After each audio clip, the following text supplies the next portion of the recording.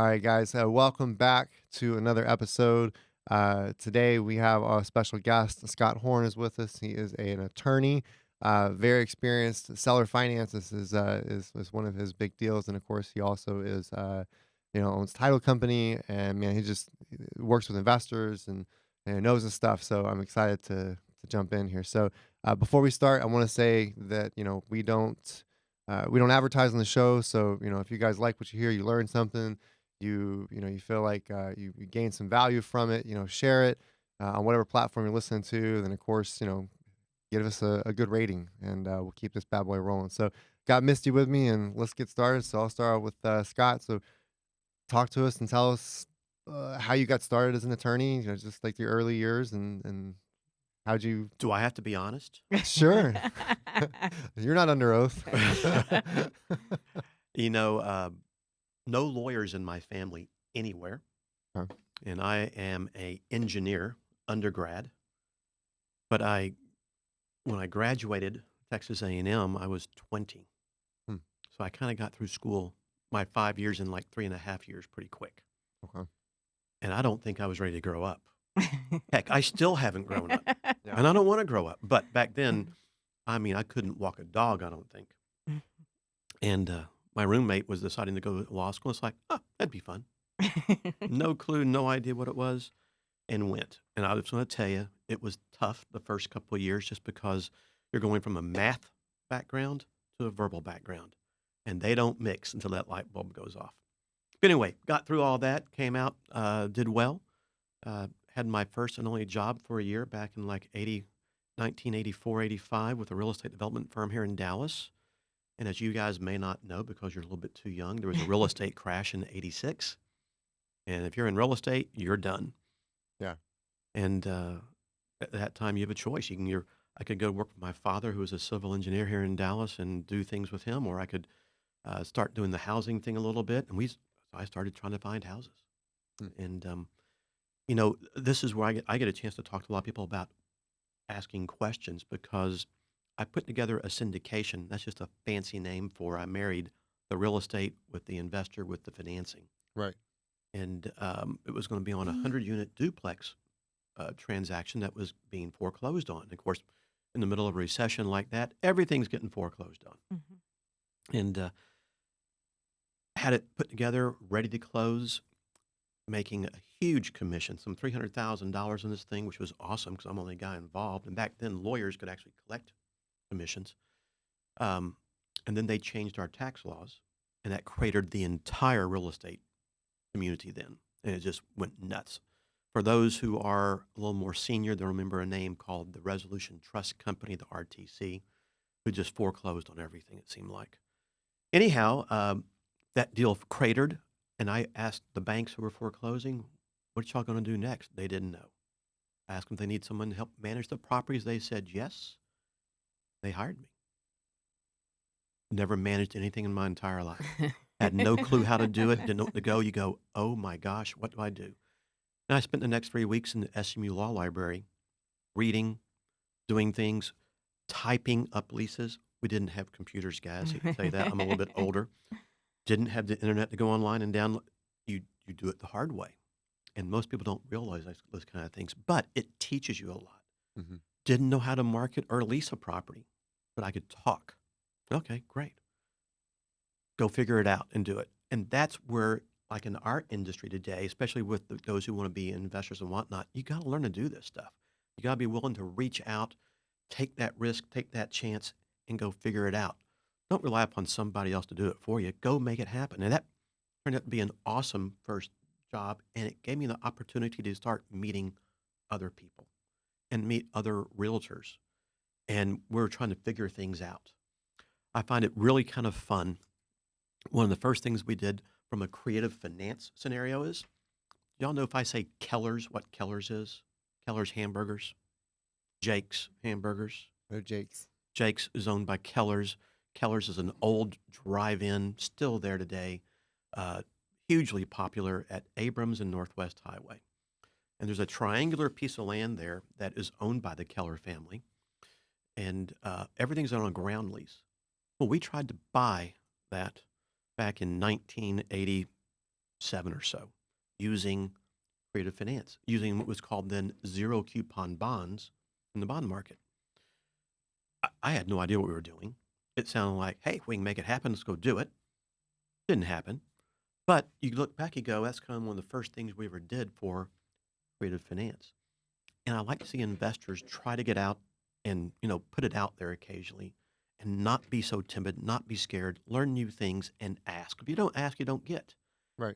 And just another fun story in that same genre, I have another gentleman who I do a lot of business with today in the commercial world. And back after the real estate crash hit in 08, 09, we were doing some things. And he's that guy who will put it out there. And I got to give him credit for doing it. And so in Las Vegas, if I was to say the name Siegel, does that ring a bell anywhere to y'all? I'm gonna say cigarettes, but that's just me. How about Bugsy Siegel? Mm-mm. He's the guy that created Las Vegas, Oh, okay. the mobster. The original. Watch the movie, those kind of things, Bugsy and whatnot. You'll get a little history about that. And this guy is trying to buy a high-rise condo building. And the guy's last name is Siegel.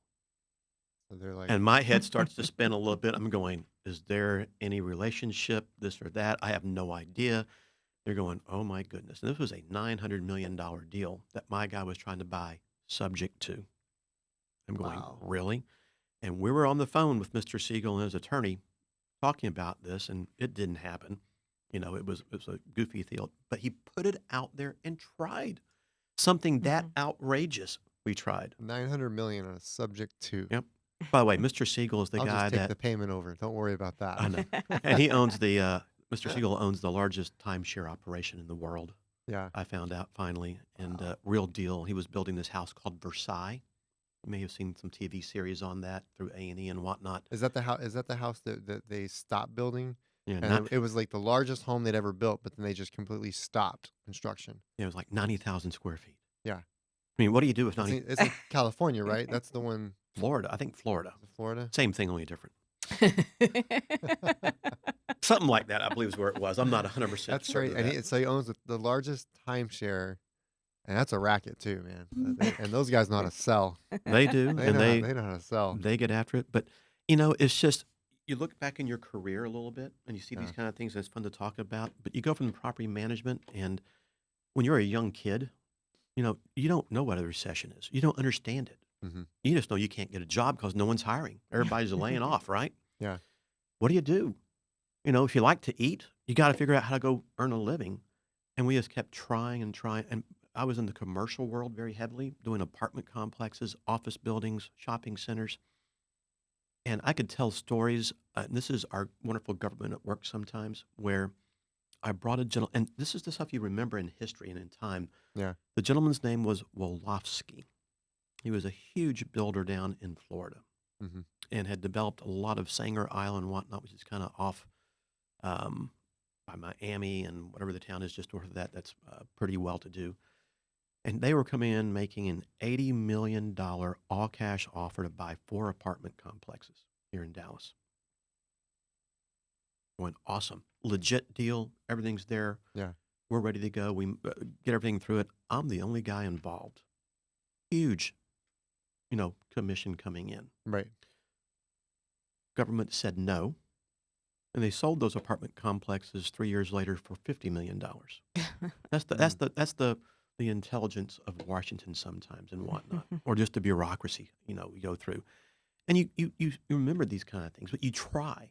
Yeah. And then I got hired by a gentleman who was the originator and creator of all your frequent user programs. Great man. His name was Bernie Malinsky. And he was the guy that created the airline mileage, the hotel guests and whatnot. And this fella had two partners, Bill Marriott, the Bill Marriott, Mm-hmm. and this guy by the name of Kalansky who happened to own Mattel. And when you're a young kid, 26, 27, you're going, oh my goodness. Yeah. And he said, go buy apartments. So I bought one. No clue what to do. Got absolutely screwed by the seller. I didn't do my due diligence right. I thought I knew what I was doing. I didn't. Anyway, I was empowered to buy it, rehab it, staff it, do everything. Never done it before. Yeah. But he trusted me. and you go do it. You fly to Georgia to buy carpet at wholesale. That saves at that time $20,000, $30,000, which today would be a bunch. Right. And you figure things out and you make the effort. But it was never give up attitude, never give up, try, try, try. And one day you go, I'm done. And said, I'm going to start my law practice with no training. Just go do it. By the way, Yeah. they teach you in law school how to be really smart, how to look things up. They don't teach you how to practice law. Yeah. And most lawyers go work for law firms. They tutor under, good lawyers who teach them the ropes and those kind of things you start learning. And I didn't have that. So you're trying to do anything that walks in the door, and you're trying to put your name out there any way you can. And one day, this young guy, still down in Houston, nice fella, he was my partner for many years, walks in my door and says, do you know anything about sweat equity? I'm going, that's FHA. And I had some friends in the mortgage business, and you're out talking the game. You're trying to talk up anything you can talk up to learn the business. And you're talking about title stuff. You're talking about mortgage stuff. They're talking about the new Reg Z coming down and all this and that. I'm going, I have no idea what it is. I just agree with them. And you just Yeah. start to listen and learn and absorb. And you start learning how to ask questions to learn things. And so I knew a little bit about it all. And we became partners. We started buying houses. But you have to have two things to buy houses. You need a product. And back then it was pretty easy to find the houses. Right. And you need money. Well, when you don't really have a job, you're just getting started. You have your great diplomas on the wall. You got a quarter. All that does is get you a cup of coffee. It doesn't do anything else. Yeah. So you start learning how to find money. Well, where do you find money? Never done it before. Mm-hmm. Well, back then they had a little thing called the newspapers. Y'all remember those at all? Yeah. They used to run ads for money to lend. Yeah. We started making phone calls. You start making connections. And that they didn't have the term hard money lending. It was just private lending, I guess. And, that's really what it was, just different. And we didn't have a clue what the laws were. I mean, we were charging 17.75% interest is what we were being charged. And they were charging us, $2,500 in fees on a $15,000 purchase, which is probably usury. Yeah. We just wanted to buy the house. Anyway, you start learning. And we would buy a house. And we'd buy two houses. We'd go in and start learning how to do remodeling. But how do you find a contractor? We would drive neighborhoods. We'd see work going on. We'd stop, go in, talk to them. Mm-hmm. But you have to be willing to walk in and talk to them about it and be able to talk kind of intelligently Mm-hmm. about it. And you start finding and meeting people that way. Maybe you meet the investor who owned that house along the way and little things of that nature. But you got to figure out how to put all that together. And again, today we have real estate investment clubs where you can go and they have resources and people market and whatnot. We have the internet you can go into about it. Back then we didn't. But it's that willingness to step out and do those kind of things. Yeah. And when we got started, one of the things you learn is houses are a commodity. You're not going to live in that particular house. It's like orange juice or pork bellies or whatever. It's a commodity. And you don't need to design a house and decorate it as if you're going to live there. Right. And we spent way too much money on the rehabs. And then there were realtors involved where they collected fees. There were mortgage companies involved. And back then, we paid closing costs for the buyer. Title fees involved, and we weren't making any money. You go, we got to find something different. How do you cut these people out? How do you do things differently? And a fun story that I get a chance to talk about is there was a gentleman here in Dallas by the name of Ken D'Angelo. Don't know if you know that name or not.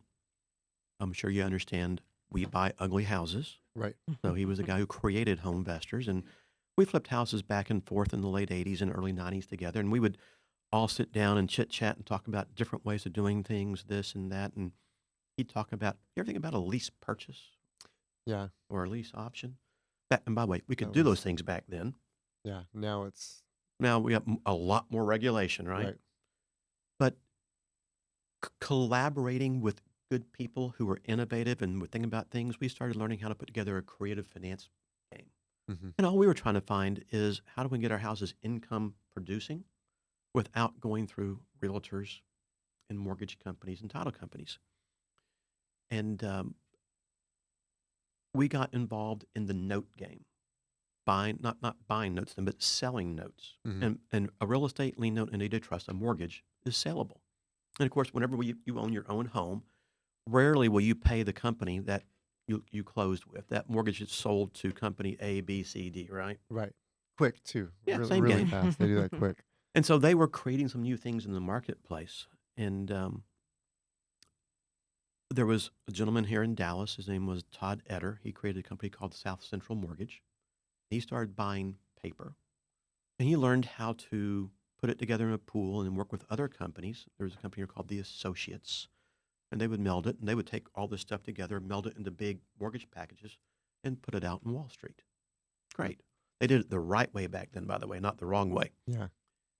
There was a young man, his name was Craig Pettit, who's a friend of ours. He was really the first hard money lender, but he was a TI engineer, started lending money. Everybody was learning a new game. And then we were out, the guys buying houses, trying to create some notes and whatnot, sell them to Todd. And it's like, great, because back then we could buy houses at 50 cents on the dollar, Hmm. all in. And you might sell your note for, 70 cents on the dollar. Not huge, but guess what? No realtor fees, no mortgage fees. Right. Yeah, some title fees, but it was easier. And you start to learn the process. And as you get a chance to look back, it was really fun going through this. We didn't make a lot of money, guys.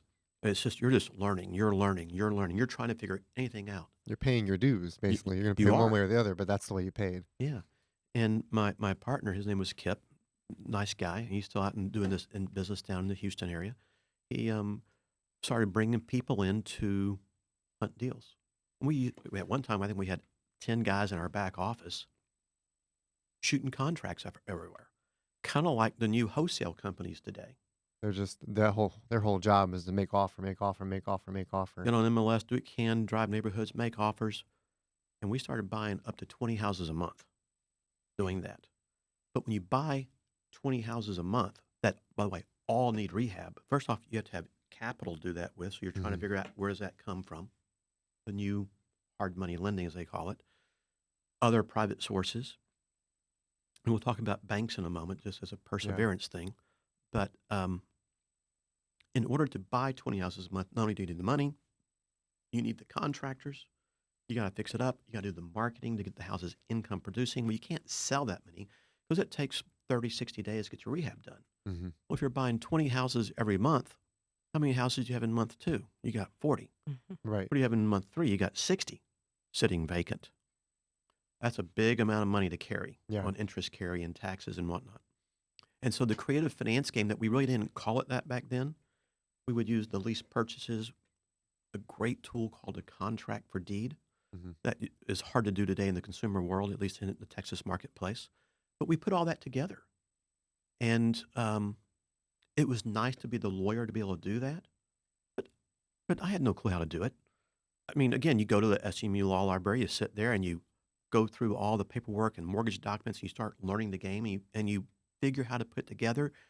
You collaborate with other people in the business and just talk the game, and things start to work out.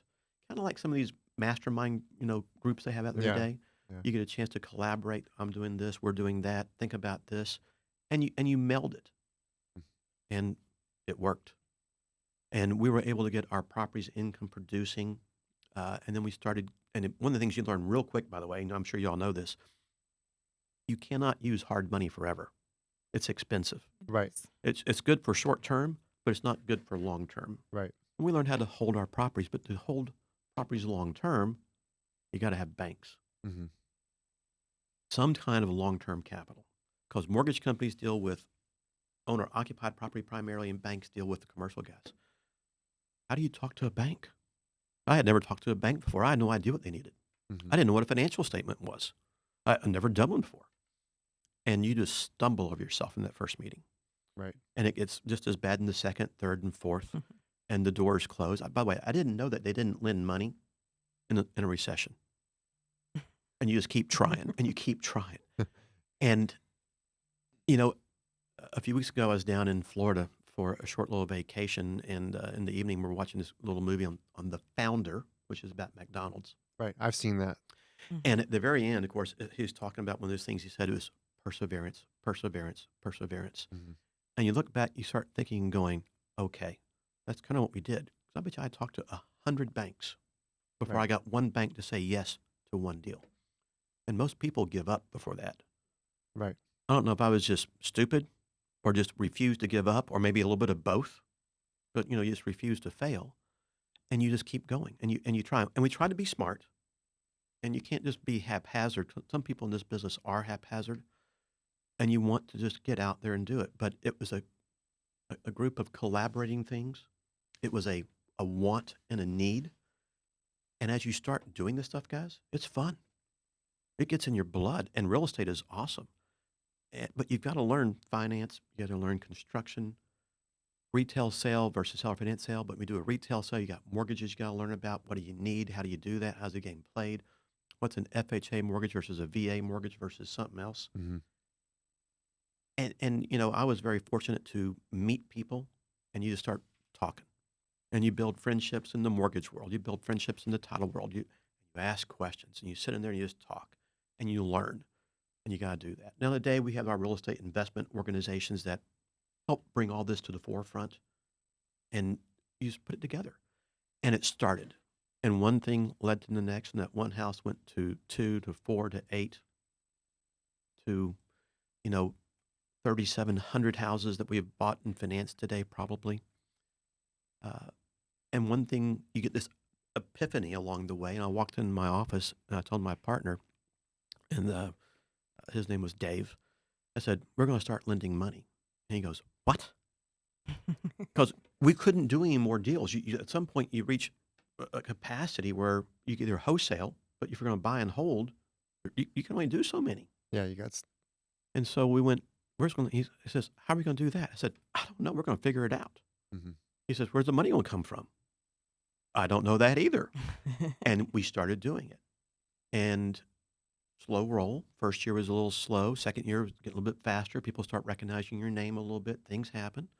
And then boom, 4,000 hard money loans later, we became one of Texas's largest hard money lenders back from about 97 through 2009. But never intended that to be that way. We were just trying to find another way to generate some income Mhm. because you get maxed out in one area. What do? We went and did it. Well, how do you do asset-based lending? I had no idea. What were the laws? What were the regulations? Okay, you can hit some books and try to figure that out, but sometimes you have to go seek advice. And you Mhm. just start doing it. And for whatever reason, however we did it, we just did it. And it's kind of fun to go back and say, okay, you had that perseverance to do those kind of things and put it together to be smart and to build and learn along the way. And collaborating with the right people and those kind of items and just, a willingness to get out there and do it. So I could sit here, by the way, and I could talk this game, guys, Oh, till I am blue that's in the killer. face I mean, I and got a go lot of on and on, but I oh got my goodness, it's I a fun story. yeah. We got No, very that's fortunate in how we got there, and people go, "Well, it's because you're a lawyer." Yeah, no, it wasn't. It helped to be that. yeah. I sit here and I hold my little HP that I always run around with. It's nice to be the engineer math guy because I can run numbers really fast, and this Mhm. is a math game in our business today. And it's just, how do you do things?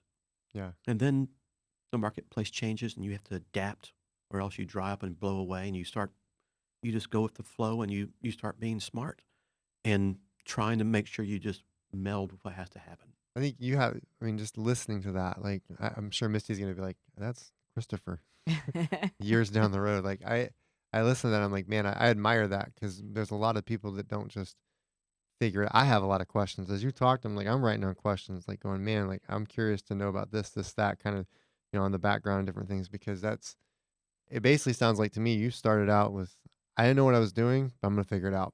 And that was it on everything from hard money lending to, I mean, opening your own practice. I mean, like literally it was what most people should do. You just didn't sit around and wait. You're like, No, I'm just gonna go figure it out.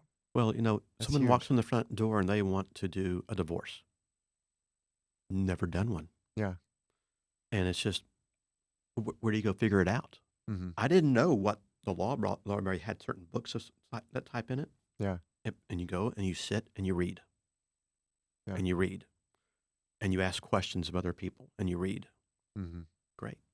I don't laugh at me here, but I used to bail people out of jail. Hmm. Back then, you didn't have to have a bond and these kind of things. You could do it. How do you do that? Right. No idea. How do you talk to the DA to negotiate a deal? No idea. You just do it. Yeah. And, when that first guy walks in, he starts talking, he expects you know everything. Mhm. I'm just listening, and you're kind of using the art of BS, for lack of a better word, Yeah. and you navigate through it, get it done. You actually take care of your client the right way. Great. Hmm. You get, okay, that wasn't so bad. And you learn more the next time, you learn more the next time. And it's just that way along the way, but it is sometimes to do that. Yeah. In today's environment, as I've been saying, we have all these resources at our fingertips that make things a little bit easier, which also means that everybody and their mother, brother, a cat, and dog can be an investor or try to be. Hmm. Um, but it does make it a little bit easier today than it did back then. Yeah. But when you do the things I had to do, it puts it in your brain. Now, when you have to write everything down on a pad or you have to type it on a typewriter, that people go, "What's a typewriter?" You know? Yeah. And if you screw up, you got to start over again. You learn this stuff. Yeah. And so it is. Man, It's just do it. I can't say how much I admire that. I've talked to a lot of people, and it's the way you put it is so right. That you just have to figure it out. Like I can't I watch people. I mean, I'm a high school dropout. I don't have a formal education. I had to build a jiu-jitsu academy, build our real estate brokerage. I had to Wait a build minute, wait a minute. You're a high school high dropout? school dropout. I don't have any. I signed out at 17. Like when I hear you talk, I hear me. You're how old right now? Am I? Yeah, Do I have to? Is it from the neck up or is it from the neck down? whichever one you want.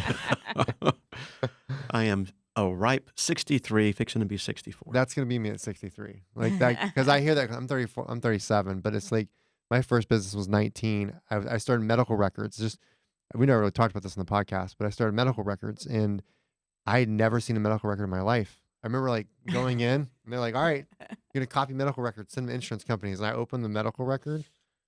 I was like, "What is this? Oh damn! I hope I send this out." I'm sweating thinking about it, man. Like going back to it, like because I didn't know what I was doing, but I ended up getting like 10 clinics and building this thing up. I was wasn't making a whole lot, but it was like 3,000 a month at the most, and then I just got tired of doing it. Then opened the Jiu-Jitsu Academy, which I knew Jiu-Jitsu really well, but and then of course everything else. I mean, from But when you open a jiu-jitsu academy, yeah, you still have to market. yeah, I had You to gotta learn. you gotta find people. Had to learn all that, and then had to learn like houses. Like when we first started renting, buying whole, we didn't know that. Like I hear your story, and I'm like, man, I look forward to being in my 60s. Like I'm like I can't Well, wait to be that because it's you just I hear you, and I'm like, man, that to me resonates for me. I hope that does for someone else out there listening, but that's probably the most resonating thing I've heard because that about sums it up for me in life, and just having to figure it out and well, it read makes and life fun. it does. It gives you a few headaches. Yes, it You don't does. get your brown hair anymore. You get this stuff. Although Yeah. this started going when I was like 21, I think. Uh, but it is fun to do it. Yeah. It's a challenge. Mhm. And by the way, I love a challenge. It's I hate to use this term, but it's the art of the deal and Yeah. putting the thing together and creating opportunities. And it's fun to be able to do those kind of things. And by the way, not everything works. Yeah. Yeah. Yeah. Sometimes things fail, and it's like, okay, but You you still learn. learn.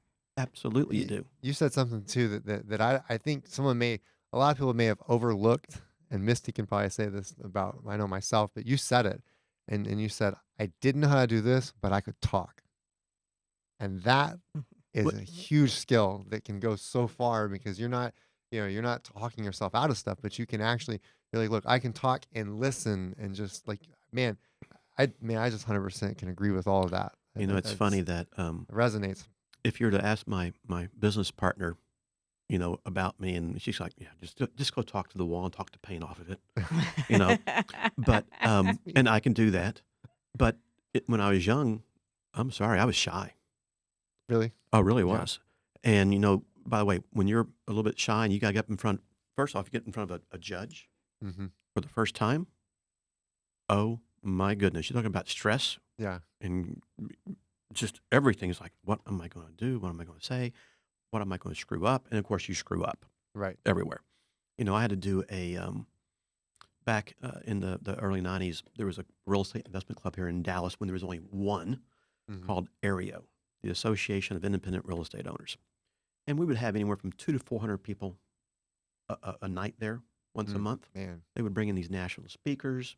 We had all of the vendors and whatnot, but it was great because everybody's in one place. It wasn't just a happy hour gig or this that. Yeah. People trying to gather, emails, those kind of things. And they would have a thing called Money Night. So mortgage companies, banks, asset-based lenders, private lenders get up and a few minutes to give you a little spiel what you do. Mm, And the first time you do that, you go, "What am I going to talk about?" And it's only like 2 minutes, just 2 minutes. Scared me to death. And I'm talking in front of the mirror at home. I'm talking in the shower.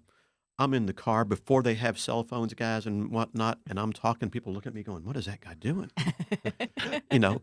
And you practice, practice, practice, just for 2 minutes, yeah. because I didn't want to goof up or fail or whatnot. And by the way, you start to learn it. Mhm. And then the fun part is I'd watch other people get up there and they would do things like, "Hi, my name's John. Oh no. We lend money. These are our rates. We'd love to have you come by and talk to us." Yeah, no way.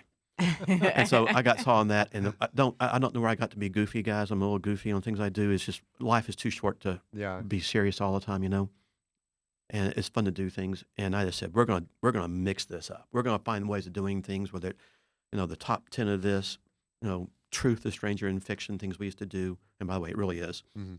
Things you'd hear in the business and whatnot. It's like, did he really just say that?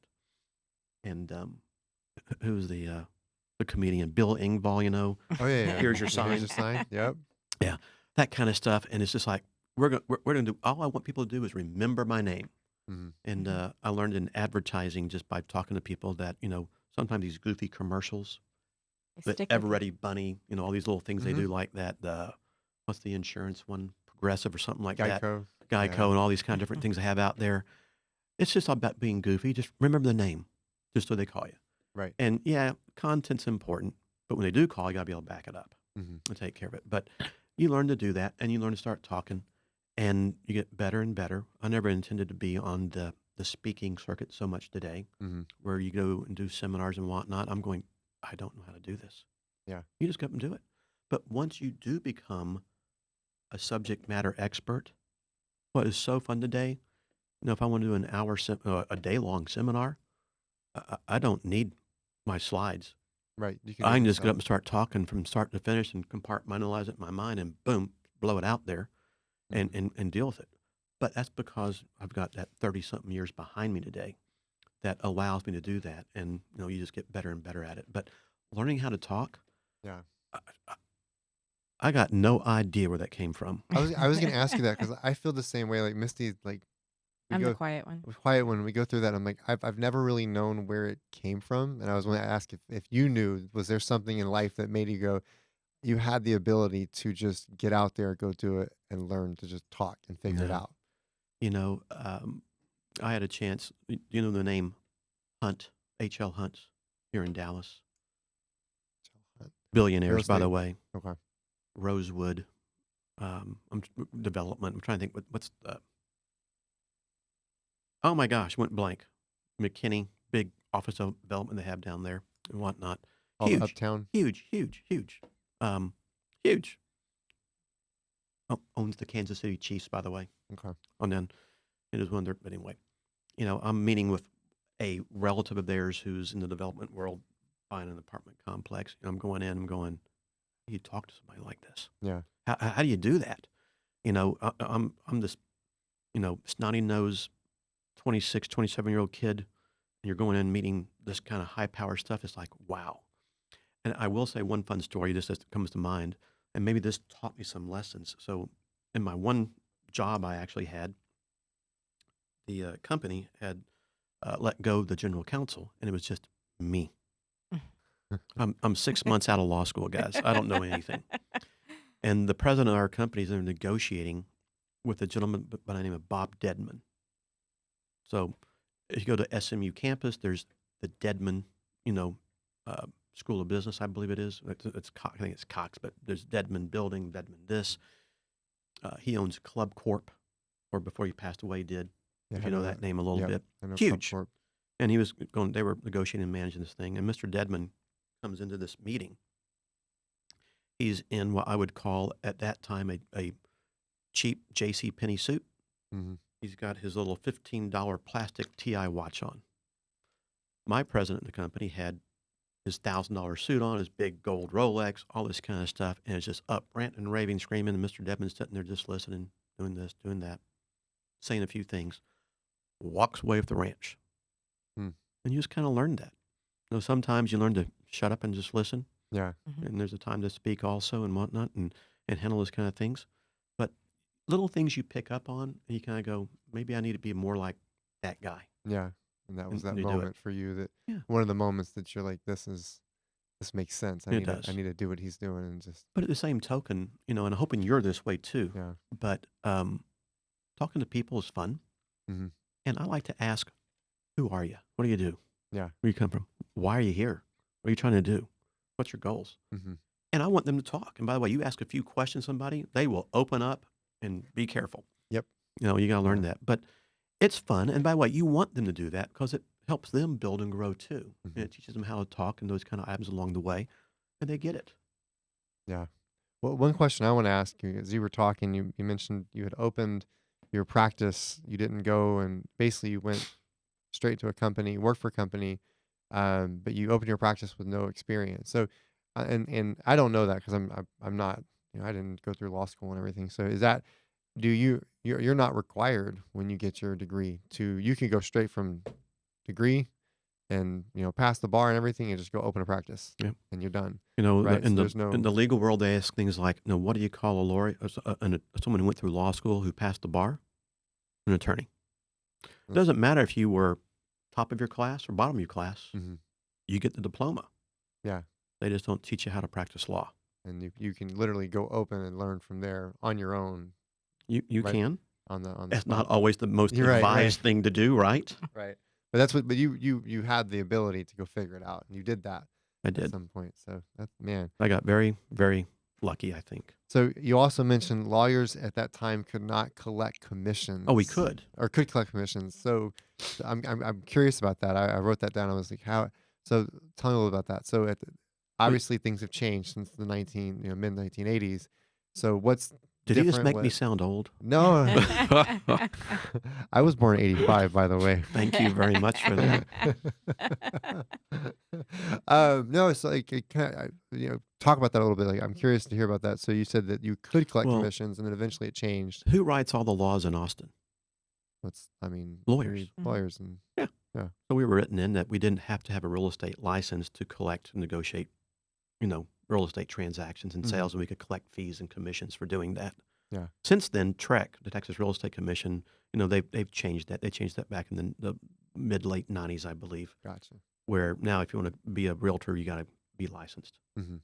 Okay, so so just at one point they could, and then in the 90s they said Yeah, no. and like everything else in the world, too many lawyers were inserting themselves in the deal, collecting fees that they really didn't deserve, probably. I'm sure there's Gotcha. things like that behind the reasoning for doing that.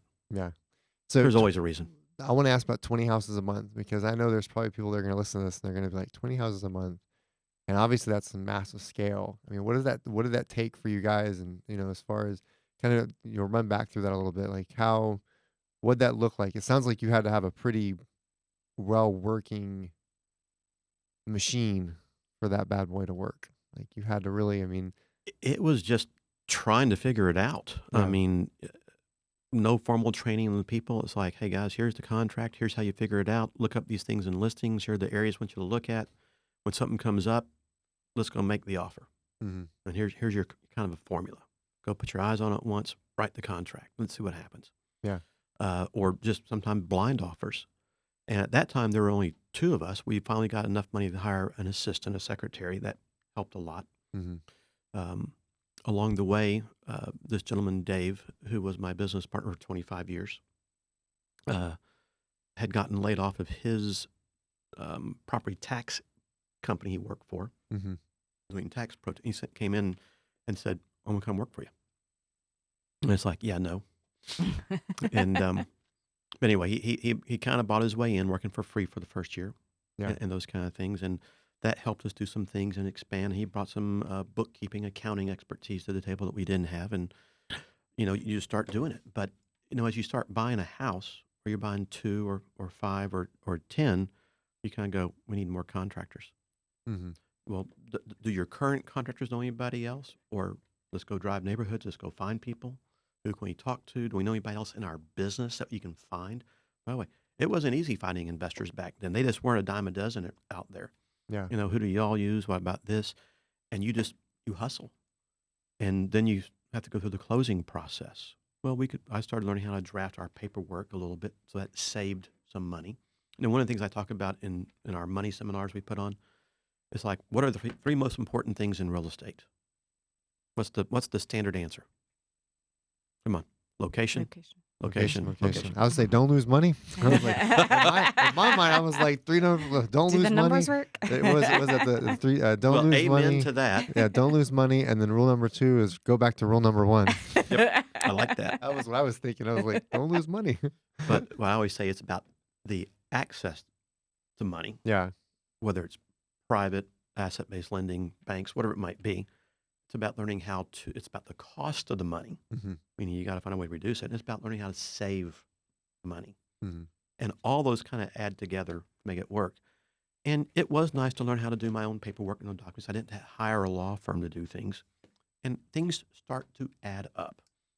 And then you start figuring out different ways of doing things. And, it's kind of fun to say that, go back in history a little bit, the things that I was able to put together for our company. I don't know if I was the innovator of it, if I just created it, if I learned it from somebody else. I don't know. We just did it. But having that ability has saved us, just because we do high volume like this, Mhm. 75, 78, 100, what number of houses we've done and transactions. I don't know. We've probably saved anywhere from $8 to $10 million in fees. Right. Well, again, that adds up. And great, that's over 30 years. I get it. Still a lot of money, though, Mhm. Yeah. any way you look at it. And you always learn how to cut the corners, try to do something a little bit smarter, a bit more wise, how to cover your butt on a few things. Yeah. I got tired one day. We were buying houses, and I got tired of trashing out houses because people would leave and leave all their junk behind. Hmm. So now you start to leave and put, okay, we want a $500 holdback, and you write that into your contracts. And back then you could clean a house out for $500. Today it's more like $5,000. Right. But you start learning little things like that, just how you save some money here. And if you're doing one house, $500 isn't a lot. Mhm. When you're doing 200 houses a year, right, that's $100,000 and trashing out houses. Yeah, no. Yeah. So you just start thinking about those kind of things on a volume basis too. But you look at 20 houses, and what I find interesting in today's market, everybody talks that game. Yeah, we're doing 20 deals a month. We're doing Mhm. 30 deals a month. Yeah, probably not. Yeah. It's all hype. Hype. We really were in knocking those kind of things down. And most people want to make themselves out to be more than what they are. And you don't have to do that. Just be Mhm. good at what you do and do it. Yeah. But if you're going to do volume, you need a machine, and you got to start just putting it together, because things do fall through the cracks. Yeah. And you got to stay on top of it. And if a Yeah. house is sitting vacant, vandalism, all Mhm. these kind of things can happen. And, again, time is money in our industry. What's one of the craziest deals you've come across that you've either had to be a part of, or, you know, that's it doesn't have to be like a worst deal, but just something that really sticks out? Like you were. I could probably tell you a lot, but, I probably could have brought you some better ones. But things that you learn Mhm. in business that you expect and anticipate. It's kind of fun. I get a chance to talk about a house we bought back in the mid-late 90s, I think. It was down in the Pleasant Grove area of Dallas, southeast. Mhm. And the fun story was, it was a house where they filmed a movie called Born on the 4th of July. It was an old Tom Cruise movie from the mid-'80s. And it's like, wow, that's kind of cool. It didn't mean a thing, didn't give me more value or anything. So we did our numbers, evaluated it, inspected it. Bathroom floor had caved in. We knew there were problems. Did our estimates, thought we were pretty good. We bought it. Oops. All the floor joists, all the seal plates, which sit on top of your grade beam, Mm. are rotten. Have to be replaced. And it was about $10,000 to replace all of that. That'd be more like $40,000 a day probably to do. And you had to hang on to that. We held on to that house for 10 plus years just to catch up and break even and get that paid off. As opposed, because you liquidated it, you're going to lose 10 grand. Yeah. But by hanging on to it, we wound up making money. And you learn how to play that game a little bit along the way. We do a lot of fun things. I'll tell you one of the crazy things. This is just a fun story. And found a house that was in foreclosure. Mhm. Went and met with the lady there, and it was going to foreclosure because of property taxes. And we meet with her and we find out that mom and dad had died 8 years ago. No will, no probate, nothing had been done. So now you got to go through understand how to do probate stuff and analyze it.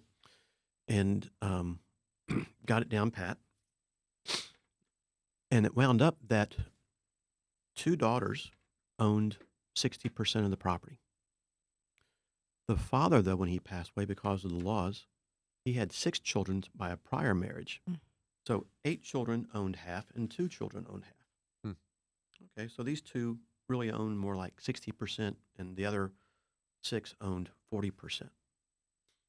Now you got to find them. No one communicated with each other. Didn't even stay in touch with their own sister. Hmm. All they knew was they lived in New Orleans. She was on Facebook. Okay. By the way, 30 years ago, there wasn't a Facebook, right? Right. Yeah. Yeah. Or You can Twitter find or people. anything out You there. can find people now. You can find some people and you get lucky. Although I am on Facebook, I don't use Facebook. It's just Right. not me. I know a lot of people do, and more power to them. But I got a hold of a lady in New Orleans. We just hunted it down, found it. Wouldn't talk to me. I thought we were scamming. It's like, honey, house is going to foreclosure. Mhm. We're not scamming anybody. And we were offering them some money to sign a deed and take care of some things. Wouldn't trust us. So finally, I had my attorney, and yes, I'm a lawyer, and we have attorneys that work for us. You know, a lawyer who has himself as a client is a fool. You don't ever do Yeah. that. Yeah.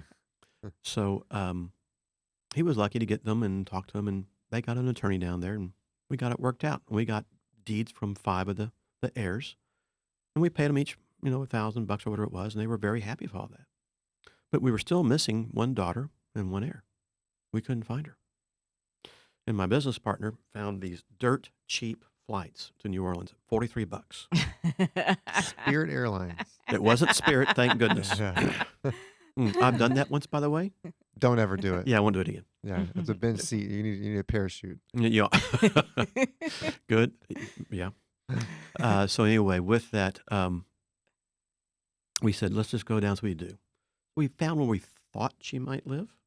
Went to the door, knocked on it, and this is New Orleans, not a very good part of town.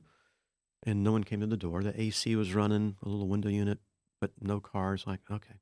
And I went next door. There was a 6-plex, Mhm. and I was going to just ask the because I'll go ask neighbors. Hey, do you know so and so? She live here? No one would talk to me.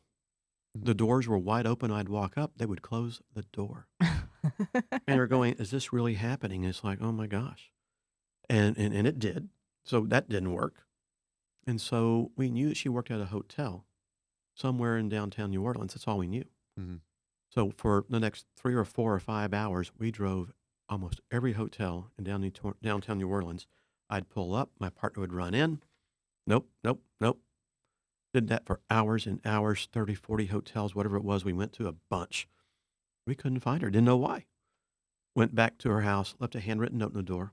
I said, well, we can't leave until midnight. I mean, that was why it was so cheap, the flight was. Yeah. We're Leave here. at 6, leave at midnight. It was a long day. Yeah. And we're out there at the tables. Phone rings. Winds up being the concierge at the Hyatt Regency. Very nice young lady, sweet, smart, intelligent. I could tell you the stories behind her, why no one liked her, but she had a good job, took care of everything. She was the one that kind of handled all the affairs and got her deed.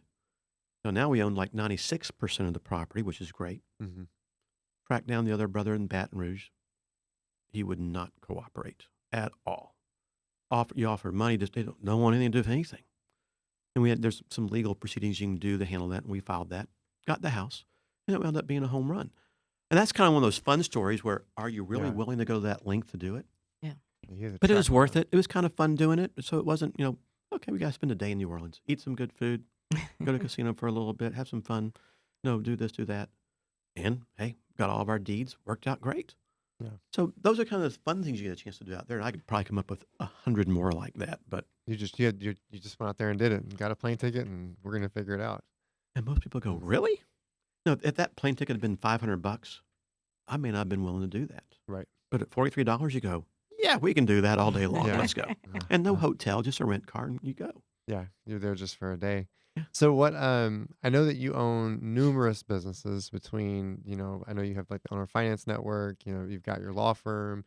Can I tell you, I always like to ask this question when someone like yourself who, you've got a lot of different things going on. How do you balance that? And I don't mean when I say balance, like how do you kind of keep those things together? What, obviously to scale things, it takes effort, time, and you're building a machine. I always think about that because people, they may listen to this and they think, I want to scale this or scale that. Like what does that look like for you? I mean, building that out I over the mean, course of time. Like, besides running around with a fire extinguisher to put your hair out, which is usually what it is. But, yeah. it starts with good people. Mm-hmm. I'm very fortunate to have an awesome business partner who is amazing in the things that she does, and someone who you can trust. She knocks it out of the park, Right. over the top. And just again, it's fun to be able to do that together, and we have fun together doing this kind of stuff. Mm-hmm. That really helps. But two, we have good people, and it's hard to find good people. Right. And we have people who really care and they want to take care of things, and you have to train them Mm-hmm. because you don't. Nobody trains you in this business to do this. Right. Yeah, in the title industry, people, if you're new to the business, getting into it, your superiors up there, they train you how to do it. So you can find escrow officers who understand the business. Mm-hmm. Then all we try to do is make them better. In the legal business, I have a great attorney that works with me. When she came here, 15 plus years ago, yeah, she didn't know this business. We worked together. We kind of built it together and put it together in collaborations, and we created the opportunity. Yeah. And then we got lucky to find some good people to work underneath us. I would never call them secretaries. They're not. Mm-hmm. They may not be a paralegal per se, but just because you have a paralegal degree doesn't make you good. And they had that drive and desire to want to learn and be awesome, and they are. Mm-hmm. And we've just been very fortunate in that regard to have good people out there that come in that you can hand off to. Right. And that want to learn things. And that helps. Sometimes you don't get them all out there. Sometimes you do. And it's hard to, fetter through all that. And Was it hard for you to kind of let go in the beginning? oh my gosh, all my Okay. teeth I in my mean, head are fake because they're yeah. implants now because I had to pull my teeth to do that. This is- Because in this business, I think to be successful, you've got to be a little bit of a control freak. Mhm. Because it's when you sign that on the dotted line, for all of those mortgages, and you're personally liable for it. Let me tell you what, fear is a great motivator. Right. It's the fear of, oh my gosh, how do I pay that? I'm going to tell you a story about that. And it's a fear of refusing to fail. Mm-hmm. And I'll tell you the fun story one day. This has been, I guess I need to sit up closer. This thing won't pick me up. Is I woke up in the middle of the night, cold sweat, going, oh my gosh, I've got $1 million of debt. And this is probably in the early 1990s, Yeah. whatever that translates to today. And I'm just going, what am I going to do? I can't pay it back. How do you pay it back? I mean, I'm in frantic. Mm-hmm. And then all of a sudden it goes, oh, but wait a minute. We've got $1.5 million of real estate assets backing that up Mm-hmm. with 10 or 15 mortgage. That was 10 or 15 houses back then. It might be 5 today, or Yeah. 4. I'm going, there's no way that 15 people or 10 people are going to walk away all at one time. Right. One might walk away. And you start going, okay. So you get past that threshold a little bit Mm-hmm. of that fear factor. And then you go to the next one. You get to 5 million. And you go, oh my gosh, what have I done? And then you start to realize, okay, we got the back end out there and that's not going to happen. Then you get to 10 million. Mm-hmm. Then you go to 50 million and you start going. And things get easier as you learn to deal with those thresholds. Yeah. And you have to break through the first one. You got to break through the next one and break through the next one. And you start having these epiphanies. You just don't go from here to here, Mm-hmm. It literally is one of these things. Not only is it a wealth generation this way, Right. but it's also learning how to um, navigate all of that the right way, and the stress factors you go through, because there is stress with all of that. Right. Stress and employees cause stress. They want to do a good job, but they also need to know how to do things, Hmm. and you've got to help them along the way do those things. Uh, Money and debt causes stress. Make sure you can make your payments, and when you sign on the dotted line, and you're personally liable for things. Right. Mm, it makes you think. But you have to be willing to get out there and do that if you want to be successful. I don't think anybody in the real estate investment industry has ever done that without any liability, Hmm. without taking the risk. And in our world, there are people who are truly risk averse. They will never do it. They're gatherers. And when you talk to a large audience, you know that 95% will never do anything. Yeah, you see that like the clubs and stuff where Yeah. they don't go any further, and you're like, man, you could do it. It's not hard. Yeah, and it's just that Um, willingness to do it. But sometimes, and everybody's personality is different. What I love to teach, by the way, is, you know, people go, I want to be like Scott. And it's like, do you really? mhm. That may not be the best thing in the world. Um, and maybe you can be. I got it if you go that way. But in the same token, I love to say, guys, you don't have to do that. You can keep your full time job. And of course, when you make money, you got to have a place to invest it, right? Mhm. You can put it in the bank. Yeah, good luck with that, right? Yeah. 0.33%, maybe a 1% on a 5-year CD, and you don't see the money for 5 years, or uh, no, or you put it into your mutual funds where somebody else controls your money, Mhm. that you may lose half or all of it, or you may make some money, and who knows, it will roll the dice. Mhm. Let's just go to Vegas, Yeah. you know, and y- you know, oh Lord, my thought process went poof right out the window. Well, I got a question for you. So you talked about, going from the 1 million, the 5, 10, 50. Like, what did one, did it get easier as you scaled up, right? So, and then two, I think about just kind of our own experience of as we've kind of built along, with our properties. Obviously, not in the life changes where you're like, all right, now I've made this, now I'm gonna go do all this. But like, what stages did you kind of see a difference? Like, I felt like, I know for us, we got to a certain point where things scaled a little faster versus like in the very beginning, it was like, man, this is so slow. Like, what did you see? Like, does it become easy? Did it become easier for you as you got further along? Did it become, and then, did you have some jumps where, there was a plateau and then you just broke through, boom, and then a little plateau and break through? Like, what did that look like? And great way to put it. It is a breakthrough, Hmm. and it does get easier Yeah. as you go up. Um, just because you learn more, you understand more, you learn how to navigate it better, and things like that along the way. Uh, and knowledge is power in our industry. And you do deal one, you learn things, right? Hmm. You deal two, you learn more things. You rent a property, you learn things. Well, am I going to manage it myself, or am I going to hire a property manager? Okay. What are the landlord tenant laws? Hmm. What can I do? What can I not do? What are my locking devices I have to know about? Well, does anybody really read the Texas Property Code and Yeah. and go through that and see what it says you are supposed to do? Or well, you can find publications that kind of walk you through it more simplified. But if you're going to be in this business, you need to do that. Hmm. Has someone actually read a contract?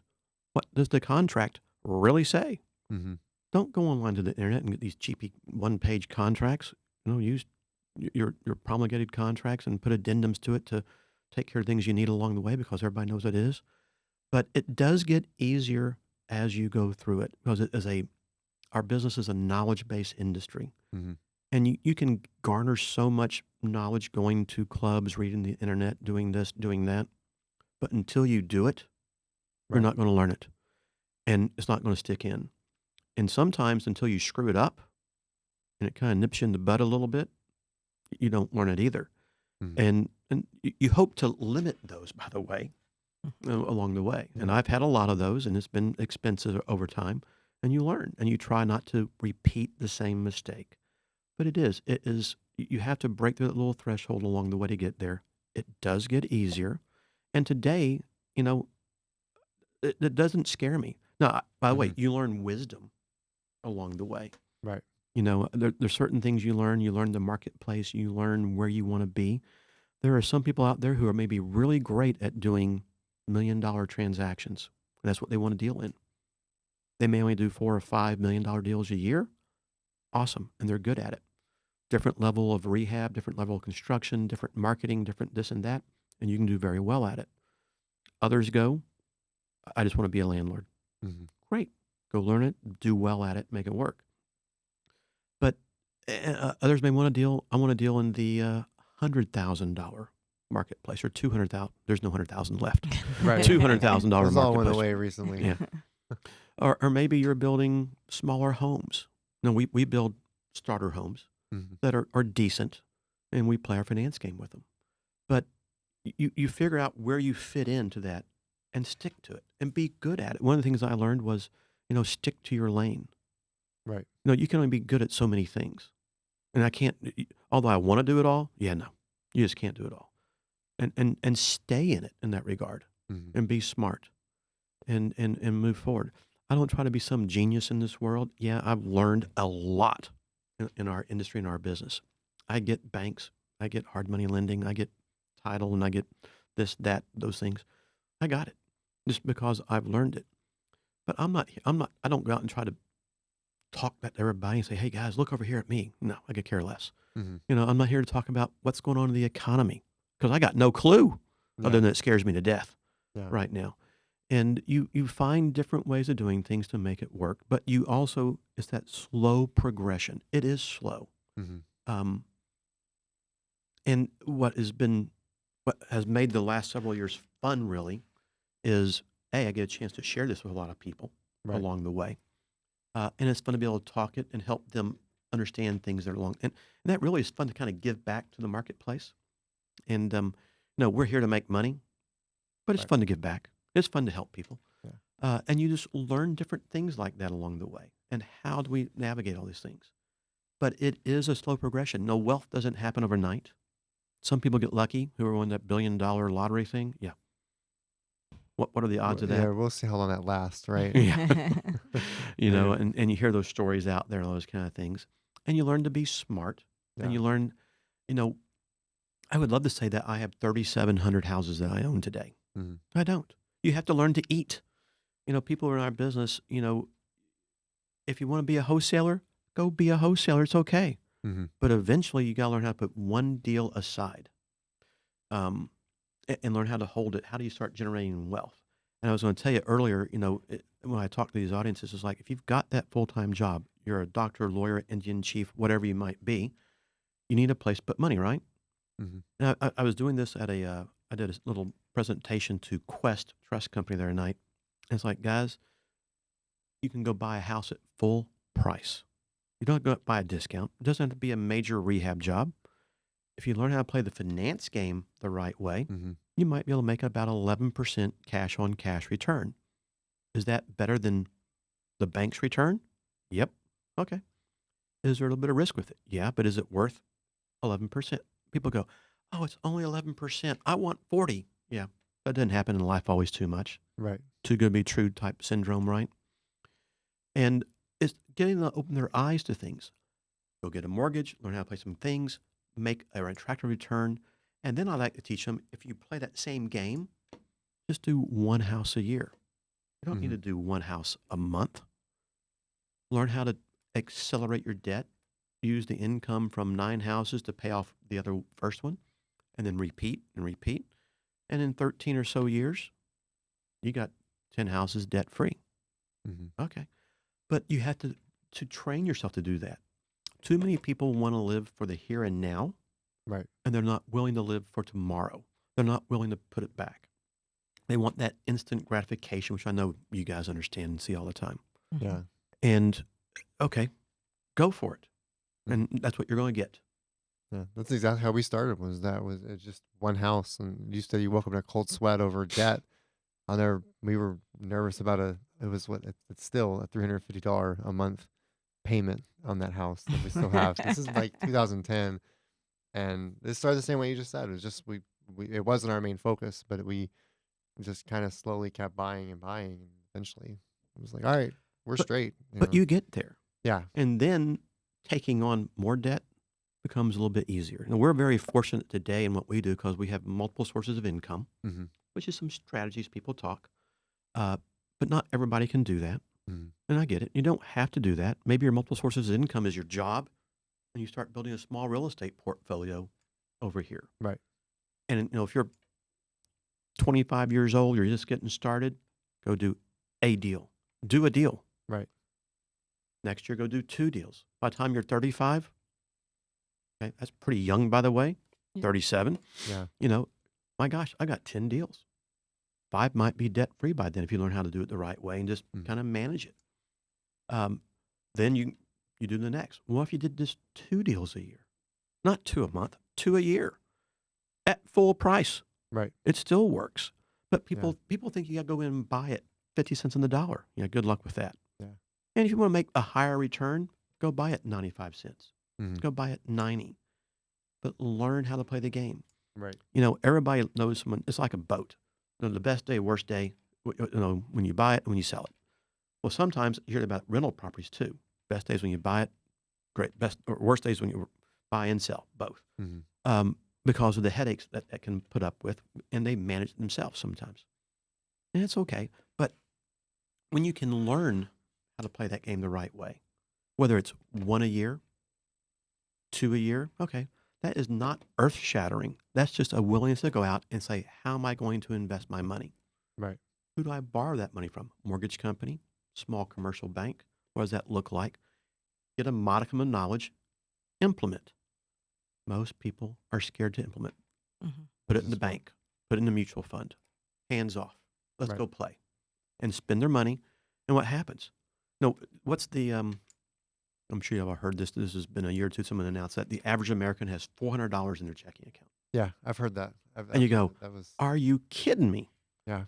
400? That's crazy. Why? It's because credit cards get built up. Mhm. It's that instant gratification. I need this. I need that. No. Yeah. I hate to keep telling stories like this. So I'm sure you all know who Dave Ramsey is and Mhm. whatnot. So Dave Ramsey wasn't around in 1986. I'm sure he was in his own Was there a own lot more self. money in people's pockets then? There might have been. And Mr. Ramsey, I understand, went through the crash and he lost a lot of stuff and he learned how to Yeah. do some things differently. And now he teaches people how to do, which is smart. But I woke up one day and I had like 20,000 in debt. It was my student loan debt, which wasn't being forgiven, by the way. Right. Oh, that's a whole nother subject. It was some credit cards I had built up because I was out playing around, and all of a sudden you go, and whatever 20,000 is then today, some number, Mhm. I'm just going, I can't do this, and there was some zero interest credit cards. You can move some money around here and there. I finally got a line at a bank that I paid it all off, got some cheaper interest rate, and I stayed home. Mhm. You want to have a date? Come on over. We're going to watch TV or something. We're not going out, not doing that. And I paid it off and I've never looked back. Now, was I just lucky to be able to do that? Probably, but I made that decision that for a year and a half, 2 years, suck it up, tighten the belt, and do it. Mhm. But it paid off. Most people won't do that. They keep wanting to go party, go play, do this, do that, buy this, buy that. Yeah, no. Yeah. And you want people to learn basic premises of life, of finances, and how to do things, but then go out and make things happen. Realize, no, you guys are doing awesome out there, what y'all do, and you just keep plugging and chugging. Mhm. I put y'all in the young category. You're older than she is. Okay, Actually, no. no. She's 40. She'll be 41. This week. Oh, you robbed Sweet. the cradle. Yes, she did. Oh my gosh. So just fun fact, I was actually 22 when we met. She was 26. Yeah. She had a house and I had a business. That was it. I didn't even have a house. I just was like, Well, hopefully you weren't sleeping in your car or something. no, I wasn't. I He actually, moved in with his trash bags full of clothes. yeah, man. Oh no. I had the hustle was what I had. Well, you hustled the right way. The I talking did. skills. I did. Yeah, I But you did. do. You want people to learn those kind of things and to translate that into business. Right. And you don't have to be a bazillionaire out there. Mhm. I know that's all, everybody thinks that's great, but that's not necessarily our goals and roles in life. No, we want to make a living. Mhm. We'd like to make a comfortable living, but it takes an effort to get there, and it takes a strategy. And don't y'all laugh at me, but I don't have a written business plan. I know people tell you, make a business plan, write it down, follow it. I've never had one. I've never had one either. I There are don't. people who need that, and I get it. I don't know why they need it. I never. I mean, I I, don't. I write down what I make plans and lay things out. Like okay, like you said in your head, you're like I'm gonna do this, this, Mhm. or but I've never had a business plan. I haven't either. But Right. and there are those people with a different personality who need it, Yeah. and I'm sure the people who teach that know that better than we do. Mhm. And there are guys like us, I guess, who goes, "We're just going to go do it." Yeah. I'm that throw it against the wall, see what sticks. Let's go get it. Absolutely. And Man, sometimes you preach. just get lucky. Preach on. Amen on that one, man. That's what I'm talking about. Yeah, and you could. I mean, and that's the fun part. Yeah. I mean, I just want to visit one more thing, Christopher, about some of this stuff going on right now and the marketplace to look at, because I really think I was doing a seminar a couple months back with a gentleman, Eddie Speed, who's brilliant in the industry. He owns the Note School Mhm. and things like that. Teaches people how to buy notes, but he's a data guy. Mhm. 8 million Texans are in default right now. 30% are in forbearance. That should scare the heck out of you. Yeah. I have no idea what that means, but it's like, what the heck? And prices are slowly dropping as Mm. well. Like there's reductions going in Yeah. on some of these houses that are sitting around. Yeah. And I go back. So you recognize that. You go, what does that mean? I don't know. But it's not good. Yeah. I'm sorry. My nose keeps itching over here. um, you hear that, you go, what's going to happen? Don't know. Maybe it's an opportunity for us investors to take advantage of them, how to play the game the right way. Mm-hmm. Hopefully it won't be anything as bad as 08, 09 was, which was horrible. Yeah. But what you want it to do is to recognize an opportunity. So, for instance, and I want you to remember just two houses. Bring that to my attention here in a moment. I want to talk about them. But it's learning how to look at deals through different lenses. Mm-hmm. So, for instance, if you are a realtor, you have to learn this business. You don't need to be an expert at it. A realtor's job is to market a house, Right. marry a buyer and seller together, get out of the way. Yeah, they help to navigate inspections, navigate maybe a mortgage company, maybe explain what's a title company. Mm-hmm. But they're not the title company, they're not the mortgage company, they're not any of those kind of things. Their Yeah. job is to marry the two together. Well, I believe realtors need to understand creative finance, whether it's to help a seller who's upside down. I'm going to give you some great examples here in a minute, or Mhm. buyers who can't qualify. And how can I understand that and still make money both ways? That's what it's all about. How can I put a buyer and seller together and still make money in this deal? That may not work a certain way. Back in 08, 09, when I pushed out owner finance across the Texas marketplace, because no one was doing it then, Mhm. you got this arms crossed of realtors like, we're not going to do that. You can't. It's illegal. It's this. It's that. It's all. Yeah, it's not. Yeah, it's illegal. And Yeah. over 100,000 realtors got out of the business in Texas alone Oh. because they wouldn't change with the times. Mhm. And most still wouldn't do it. But how many people could they have helped? How many foreclosures could they have stopped just by taking a moment to learn some things? Mhm. And so we have some resources at theownerfinancenetwork.com for realtors to look at if they have an interest. And the key is having a resource on where to go. And of course, our Yeah. company there is vertically integrated. That takes care of everything from start to finish for them. Right. And it's about learning how to help people. Mhm. So, example, when I talk about that, just did a couple of deals in the last few weeks that were foreclosures, where if you looked at the mortgages on this house, first lien mortgage, $185,000, a $10,000 down payment assistance loan, $63,000 HUD loan, meaning they were behind $63,000 in payments. They're another $25,000 behind. This person never made a payment on the house since 2018. Not even the down payment. And by the way, guys, she had a nice job. Man. And you go, Crazy. what? And she wanted money to walk away. If you were a realtor, because all that adds up to $300,000 about, house is worth $310,000 if you put $8,000 or $10,000 into it. Yeah. You can't help her.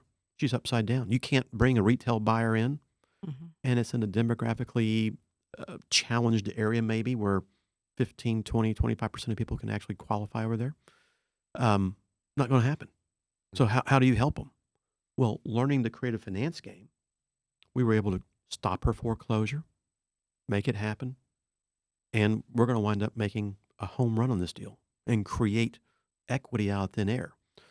So having realtors understand that, or having resources where to go, like to y'all, to us, whomever it might be, is very, very beneficial in getting them to open their eyes, because they'll walk around with blinders on, They do. all traditional stuff. And if they just expand that horizon a little bit, they can do so much more out there. They stick to that track. They stick to that whole like it's track. Like I'm just whatever this is it. Whatever we had in school. Like they don't see the outside because I know we see that. It's not taught.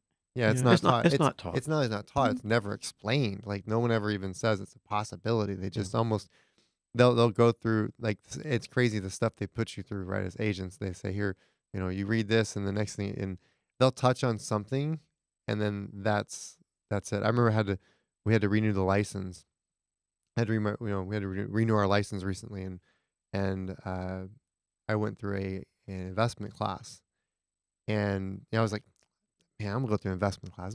This will be so easy.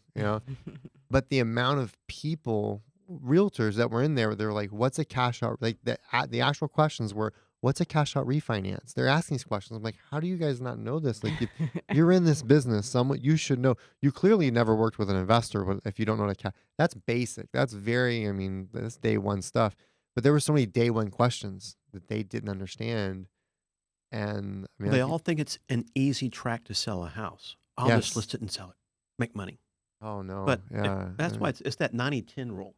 hmm In the investment world, there's 10% good investors and 90% everybody else. yeah, Realtor world, same way. yeah, I'm sure legal world, accounting world, all that, I'm sure it's the same thing too in some regard out there. yeah. And they just don't get it. And if they want to be a true advocate for their client and help them out, learn this stuff. Yeah.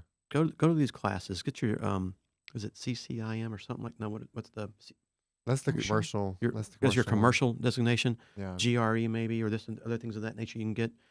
Learn the business. hmm But when you learn the business, you can learn how to help people more, and which translates to making more money. Yeah. One of the first deals that comes to mind, I know that Misty listed shortly after we got our license. This is the very first deal you ever actually listed.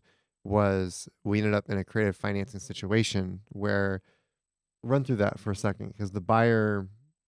The buyer was self-employed. Just and couldn't get a so- mortgage today, yes. right? Mm-hmm.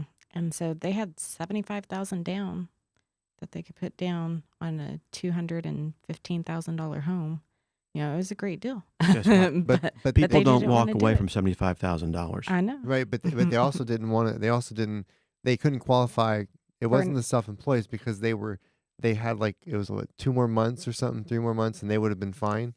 They met a Yeah. certain. There was like a certain mark where they hadn't had it hadn't been 12 months. It wouldn't count to the lender, the Mm-hmm. self-employment, until they've been employed for a certain amount of time. So the money wise was fine, but that one little part. So Misty comes and you came in. You're like, hey, you know what? Offered the seller you represented. Say, hey, why don't you do 75? Just take the 75 now, right? Do a seller finance at such and such, and it actually they would have made A your lot of interest. your seller would have made a lot of interest on that deal, and they said no, we don't want to do that because in their mind they're like, I'm like I knew that that was even better for the seller. They didn't take it, but in the long run, or even the short term, because the Yeah. buyer could have just turned around and 'Cause refinanced It it. could have just been financed for a year. and Well, the been key done. with Or that less. is, again, from the realtor standpoint, Yeah, is understanding the game a little bit and how to present it. Mr. Seller, let me tell you how you're protected. That if these guys default, you keep the 75,000. right. You get the And house back. Yeah. You know, And you can start this process all over That was again. your option money. yep. But some people, and I get it. There's different strokes for different folks out there, and some just will never do anything. Mhm. Yeah, Risk They just averse. understand it, and you can explain it to your blue in the face. But I think when you learn how to explain that, and the realtor doesn't need to practice law per se, hmm have a resource where to go to have someone explain it to them better, maybe, or be able to present things in a way that goes, let me tell you how this works and why. Because your buyer is not going to walk away. If they do, you just made a home run. hmm And how are you protected? How are you this? How are you that? But they don't understand that. And what we as investors have to understand is that the general population, they don't know what we know. Yeah. They really don't. And so you have to, I always talk from a 40,000 foot level, unfortunately. And I need to be down at the 4 foot level, Hmm. starting from the ground floor coming up. And you have to educate a little bit along the way. But helping the realtors learn, hey guys, there's another world out there, another way of doing this that works. Let me show you how this works, where it goes, how you're protected, how you're this, how you're that. That light bulb may go off, put the deal together, and now you've helped your seller and your buyer together. Great deal in that instance. Yeah. And even as investors, it's the same thing too. As we teach the investor stuff out there, it's you're helping people, but you look through things with different lenses. Yeah, there's the cash option. Got it. Hmm. Yep, there's the fix and flip, there's the lease, there's the creative side. But when you learn to look at things through a different lens and evaluate a deal through multiple scenarios, it gives you more opportunities, and it creates, I think it gives you more deals to buy eventually and make Yep. more money. I had another deal I was going to tell you about in that same light that we just got the contract on it yesterday, in fact, where poor guy, same thing, 3 years behind in payments, going to foreclosure in 2 weeks. First lien mortgage, arrears, a $50,000 IRS lien. Mm. Mm. He's stuck. Can't. Yeah. Great little house, doesn't need a lot, but if a realtor went and talked to him, sorry, Yeah. Nothing. can't do it. But if she knew who to call and said, hey, let's just see if we can get some help, it'll work. I'm doing a deal right now for a lady, a realtor called me, and her client, who is self-employed in business, was buying a building and a house. And because of a few things, because of being self-employed, they couldn't get their loan. Hmm. Okay. She called us up. Boom, boom, boom. We're going to close it in 3 weeks for them. Take care of it. But it's with Creative Finance. And what it does is you own the house. Yeah, you're going to pay a little bit higher interest rate right now, but you can refinance it 6 months, a year down the road. You get the tax write-offs. You get all these great things. So it really isn't that much more money. Hmm. And you control it, and now you own it. And after explaining that, they go, got it. But at least she knew enough who to call to help put the deal together. And that's what we want people to understand. We're in the process right now of we have a 3-hour realtor course, Hmm. which doesn't teach realtors how to be investors. It teaches them how to recognize things and how to help their sellers understand this business. And hopefully get our continuing education hours for the realtors also on this. Yeah. I was gonna say that would draw them in. Yeah, it's like, guys, That you just need to CE. understand this stuff a little bit. And it's here to help you out because it really helps everybody else out. Hmm.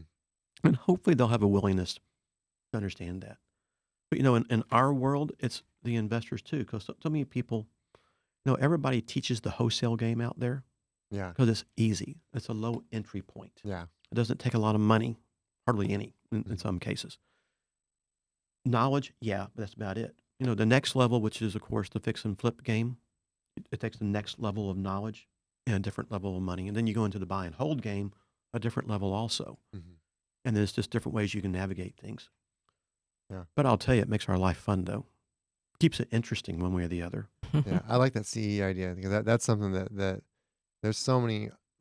I hate to say it. There's a lot of uneducated realtors out there that need help, and they Well, need there's to a be. lot of uneducated investors out there, Yeah, that too. too. Yeah, that too. Yeah, absolutely. And they need help.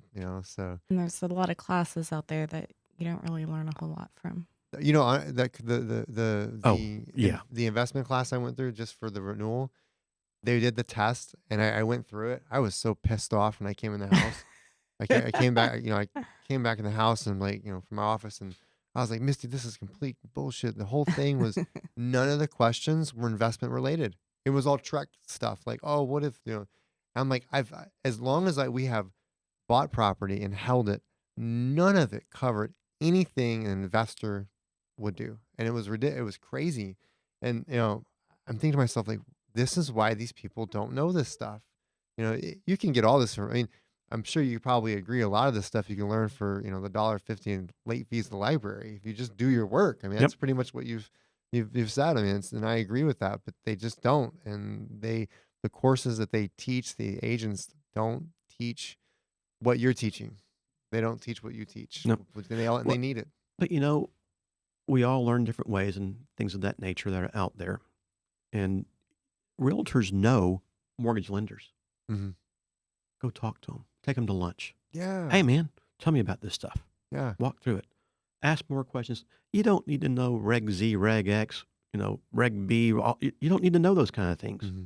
No, by the way, those are the mortgage terms in Yep. the world that control all that stuff. And, I had to go through all that with my RMLO license and those kind of things. Yeah. And get that going. But ask the questions. Go sit down if you're an escrow officer at a title company. Tell me the basics real quick. Mhm. You don't need to be the expert. How do I cure a title? What if this happens or that happens or this happens? How do you fix it? Just get the basics. You don't have to be the expert. Just have a modicum of knowledge and know where to go to get the answer. Mm-hmm.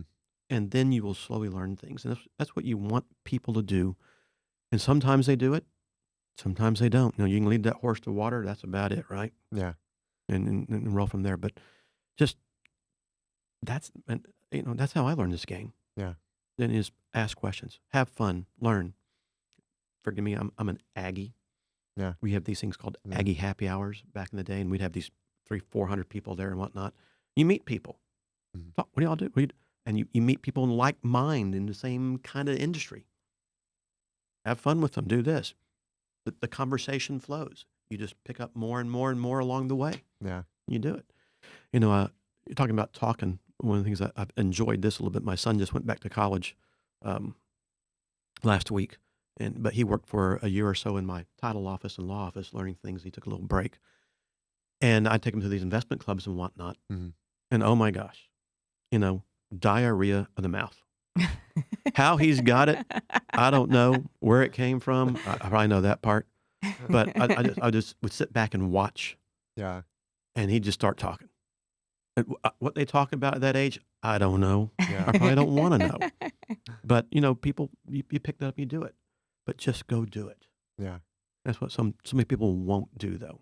Man. Well, man, I can tell you this. I have great admiration. I know I got to meet you once before, and I didn't get to listen to you talk the entire time. I was at a competition and came back, but man, just sitting here this 2 hours just listening to you talk, man, like I could listen so much longer. Like, it's, to me, hearing your story makes me just think, okay, like, I know I'm on the right track. I know just hearing that.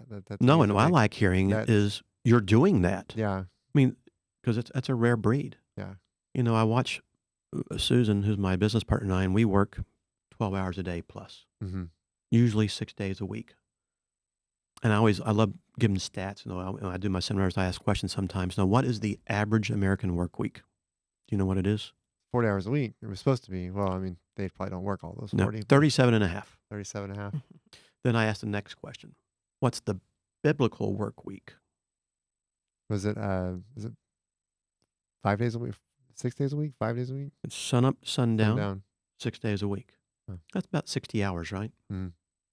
What's the successful work week? Efficiency? Not being, I mean, not like, Yeah. Well, I translate to it. I mean, it's like, I don't even count time. yeah, it's whenever the job is done. Yeah, I say I don't really. 1 hour, 100, I don't care. Get it done. Yeah. But most aren't willing to do that. Yeah. And I'm in my 60s. I'm mentally in my 20s. Mm-hmm. And we run circles around most people because they're lazy. They're not willing to put the time and effort in. Now, grant you, when you love something, it's not a job. Yeah. This is our job. This is our hobby. It's all these kind of things. It's fun. And as long as it's fun, we'll keep doing it. On and on and on. But it's fun to do these kind of things. But you want people to understand that. If they want it, be willing to put the time and effort in and go get it. It's not going to fall in your lap. Yeah. You're right. I never count the time. Like, that's never, like, I never look and I go, oh, I've got 4 hours in today. I don't even know how much time I worked. I couldn't even tell you. I just know I have a schedule and I start A and B and C and knocking out those tasks. knocking them out. Yeah, That's it. you either knock them out or you deal with putting the fires out and you go to here and do that and do this and figuring things out. Yeah. I But- never think about it. Do you ever look at the clock? Only to be, if I've got to be somewhere. Yeah, that's Or about it. That's it. If I'm like, I know, like, I mean, even on my phone, I have like notifications like it's protein shake time. It's this time. It's that Oh, time. Lord. Like, Will you like, show me how to do I that, go all please? the way down. I'm not joking. I gotta get my run. I get this. I mean, and work is all laid out down to down. Mr. Tide, my calendar. Our administrator, she sees it and she's like, You got a lot of crap on your calendar. But it's all task related. It has nothing to do with the amount of work hours. I don't even care. It's just I need you to go. train me on that, by the way. Yeah. You know, Oh, I can't, with bad knees, I can't run anymore. And I was a runner in my young days. So it's, let's go bike. yeah. Or let's go to the gym and hop on the bike or the Stairmaster, whatever it might be. And, but, you know, as you get older, hmm yeah, things move, unfortunately. Yeah. I used to be, you know, skinny like this and whatnot, and, I you know, wasn't always like this though. 3% fat in my body way back in the Yeah. day and those kind of things. And I think I had 7% body fat, Yeah. which I thought was still pretty good as a young guy. No, it's good. I've Yeah. been there. But yeah, not so much anymore. Yeah. So I may have to make you train me on those things a little Yeah, bit. man. Let's do it. Let's do it. Well, some I- trade-offs. I want to ask you this. So, we've talked a lot of different stuff. Like, so do you prefer, just for you, you've always preferred single family? Has that been like your main? Everybody's different. Mhm. I've talked to some individuals that some investors were like, we love multifamily, and then I remember one we had talked to Jawad, and Jawad's like, I can't even. No, I don't want multifamily ever again. I'm getting rid of all of them. What do you like? What area do you prefer to kind of is your realm? Do you prefer one or the other? Let me take you back. So when I got started, you go through the crash in 1985, 86, 87, all this kind of stuff. Mm-hmm. And what was indelible in my mind was in the commercial world, they got slaughtered. Mm-hmm. You know, banks would call loans due. They were performing. They were current. They just got called due. And, you know, as you look back, you go, what was their exit strategy? How could they get out of that 200-unit apartment complex? Who's going to buy it? Mm-hmm.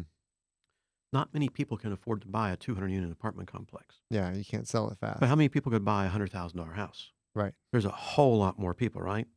1% versus 99%. And when I got started in this, I think that was part of it, where I created multiple exit strategies Mm-hmm. to get out of my deal. You know, you can sell it retail, you can sell it to an investor, you can refinance it, you can do this, maybe you can sell a note on it. I was always looking at exit strategies because I'd been through that. And you're going, holy cow, how do you get out? And by the way, when you go through the real estate crashes, it hits you. Right. Now, I was a young kid. I didn't have anything in it, but you look at it and I couldn't get a job. They weren't hiring. Mm-hmm. And it's just like, why? And of course, you look at 08, 09, when the crash hit, same thing again.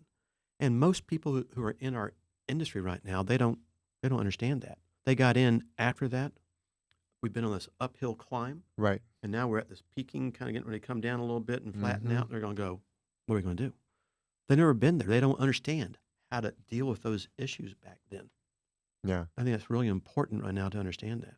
And so for you, that was an easier exit strategy on single family than anything else. That's exactly the reason why is, you know, yes, I see the glamour. Mhm. I own a 200-unit apartment complex. By the way, there are some guys who do really well, and if you manage your money right, do it right, Mhm. take care of it, control it. By the way, most people who invest in multifamily are in limited partnerships. They don't control the deal. Right. The general partner does. I want to control my deal. Right. I want to be the decision maker. I don't want someone else to make decisions for me Mhm. or 30 other people make decisions. If you have a full-time job, you need to invest somewhere, that might be a good option for you. Doesn't mean it's not. But I do single family. A, we're good at it. B, I have multiple exit strategies. So if things do happen, and things do happen in life, bad things happen to good people all the time, there are other ways to get out, and you're not going to be stuck. Yeah. And for me, it was understanding that. I will never say that investing in multifamily is wrong. There are those guys who are awesome at that, do an awesome job, and do really well. I get it. And they learned it. They learned how to navigate it, maybe the same way I've learned how to navigate our scenarios. And everybody has their own little niche. Mhm. And it's like, learn it, understand the risk factors. And once you got all that down, go do it. Yeah. I think with And- single family, you also get to help more people. You do. And by the way, in the beginning, it's not about that. It's about making money, right? Right. You got, if you don't make Yeah. money, you ain't going to eat. You don't have a roof over your head. Yep. You got to find a way to do it. And the byproduct of all that is, as you said, is learning how to help people. And you start to recognize that, you go, okay, that's kind of cool. Mhm. I can do all these kind of things, help people. And then when I first started promoting seller financing back in 09, and you start to put this together because that's when the subject to game, as we say, came into play a little bit Mhm. because it really wasn't big back in the early 2000s or even big in the 1990s. You didn't have to do it then. You could buy houses for cash so cheap you didn't need to do that. Right. When the real estate crash hit 08, 09, things exploded differently and it changed the genre of all this and the direction how you had to go. But, you start putting two and two together. You go, what am I really doing? And you realize you help that seller out of a bad situation when they're stuck because the realtors can't do it. Mhm. You help a back-end buyer who, like your buyer, who has 75,000 wants to buy a house, can't get a loan right now. They're either a glorified tenant or you learn how to play this game the right way. Then you learn, okay, you help that bank because if a bank forecloses, I've heard it's $50,000, $60,000 loss they take. Mhm. You're going, really? Yep, that's what's out there. And you help the neighborhood, and you go, it's a win, win, win, win, and you go, oh, and I make money along the way. I'm sorry, guys, that's fun. Yeah. When you put all that together in some format. Now, not all the deals work that way, but it is, and it is rewarding to have that ability to do that. Yeah. And then that starts to make business more fun. Yeah, I'm making money. Yeah, I'm doing this too. And it really is. You let me know I'm not alone because when you said the reason I did single family was because of the exit strategy, and that's exactly what we Why we talked about. We were Mhm. like, we stuck with single family for so long because we were like, when I remember looking at things going, who in the heck is going to buy this thing if I make a mistake? If I go for this large, this multi-unit property, and because the buyers dwindle, I was like, how am I going to get out of this? And eventually we were like, well, it doesn't really matter now. I mean, we pretty much figured out, like, that, yeah, it's a smaller pool, but we know what we're doing. But I know on the first few, if we decided let's not do single family and just jump straight into the others, into multi units, it would have been a different, completely different. But we felt the same way. It's Mhm. nice to hear that because I'm like, I don't hear a lot of people say that. Like, it was exit strategy, Well, and I felt the our same way. business that we're in Mhm. isn't necessarily that glamorous. Yeah, it's not I own an glamorous. apartment complex. I own an office building. Yeah, Imagine if you own an office building with offices and tenants when COVID hit. Oh, my goodness. it was not glamorous.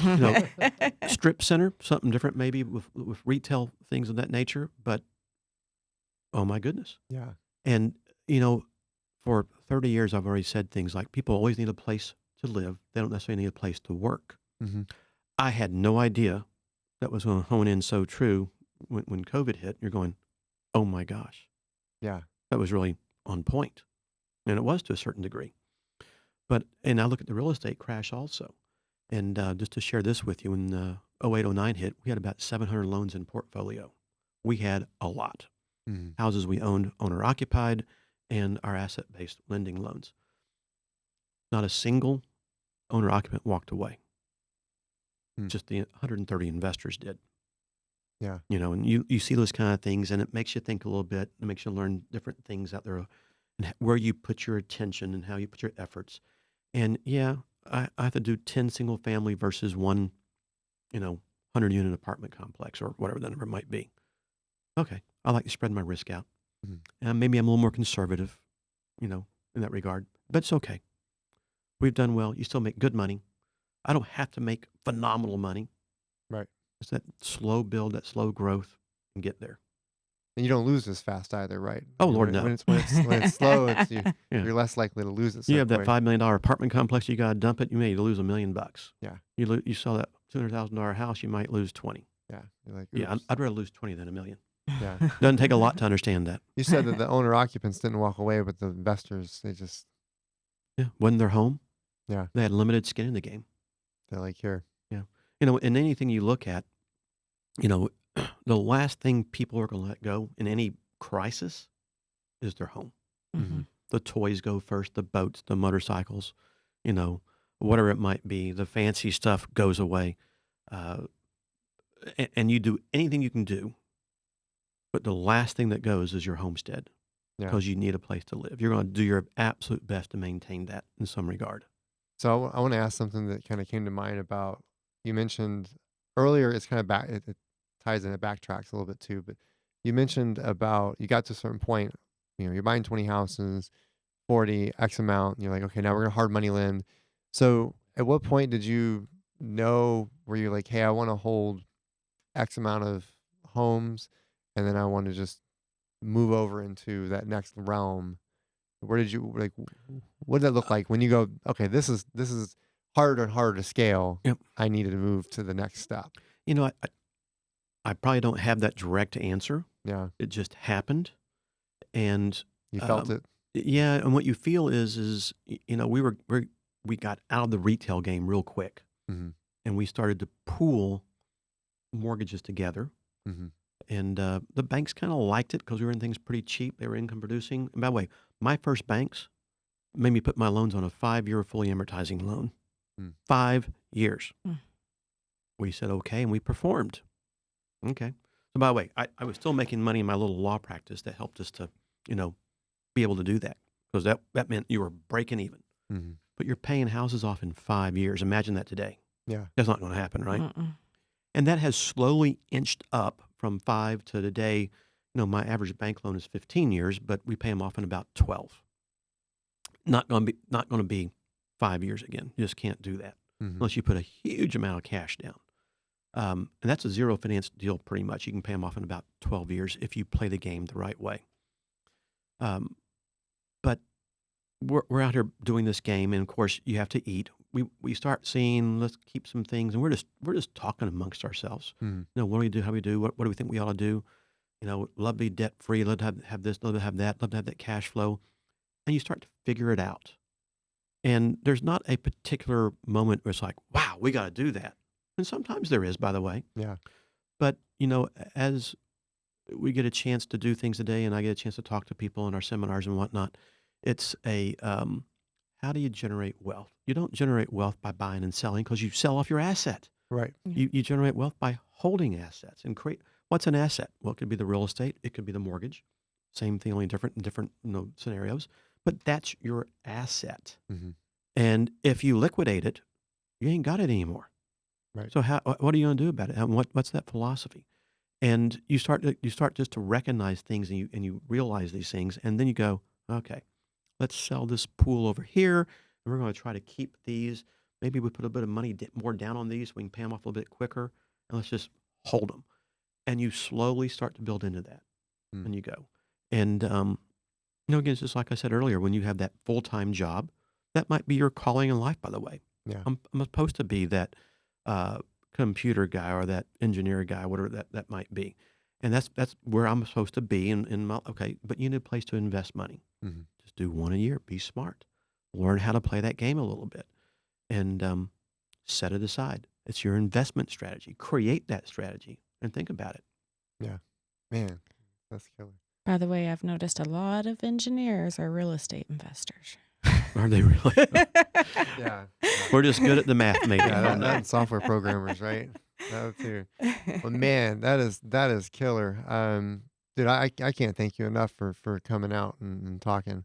I know I learned a lot, just me listening, and it may not be necessarily strategies where someone here is like, oh, you know, like I hear investors, oh, I want to learn how do I get the next house, but there's a lot of fantastic nuggets that just, I mean, over that you've talked about that I think if someone took, like, there's a lot of value in that. You know, that to me is huge. Just the different things between, you know, Yeah. going after and getting it and making it happen. And I can't even But begin. when to- that day comes and you want to talk about the fix and flip game, you want to talk about the seller finance game, you want to talk about the rehab game, you want to Yeah. talk about the finance game, we can do that too. yeah, And And yeah, add man, all that that's- to it. That's dude, going to be your decision. You go, man, this guy talks way too much. No, I love it. Actually, I'm like, I got till 1 o'clock. And I'm like, man, I got like 10 minutes. And I'm gonna shut it down. I have so many questions just because it's, you know, I meet a lot of different people just through the, you know,